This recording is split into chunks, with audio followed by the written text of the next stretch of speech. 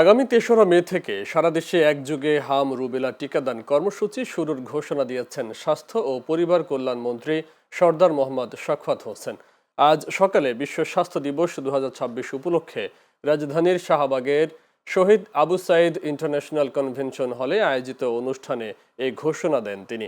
এ সময় স্বাস্থ্য খাতে দুর্নীতির বিরুদ্ধে কঠোর হুঁশিয়ারি দিয়ে স্বাস্থ্যমন্ত্রী বলেন, যে কোনো মূল্যে সাধারণ মানুষের নাগালের মধ্যে জীবন রক্ষাকারী ওষুধ ও চিকিৎসা সরঞ্জাম পৌঁছে দেওয়া হবে।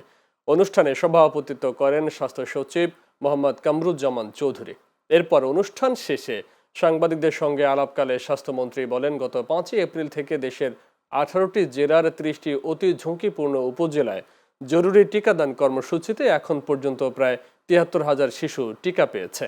আগামী ১২ই এপ্রিল থেকে ঢাকা, ময়মনসিংহ ও বরিশাল সিটি কর্পোরেশন এলাকায় বিশেষ টিকাদান কার্যক্রম চালানো হবে। আলহামদুলিল্লাহ ৭৩,০০০ বেবি সেদিন টিকা নিয়েছে। তার মানে আমরা 96% পর্যন্ত সফল হয়েছি প্রথম দিনেই টিকাদান কর্মসূচিতে।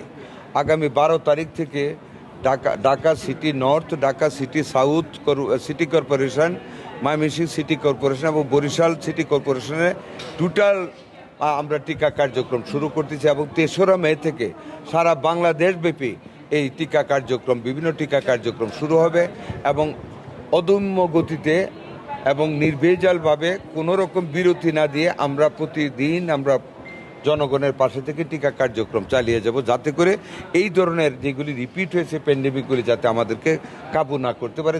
সেই ব্যাপারে আমাদের জনস্বাস্থ্য সঠিক রাখার জন্য, আমাদের ভবিষ্যৎ প্রজন্মের সুরক্ষা করার জন্য স্বাস্থ্যের আমরা কার্যক্রমগুলি চালিয়ে যাচ্ছি।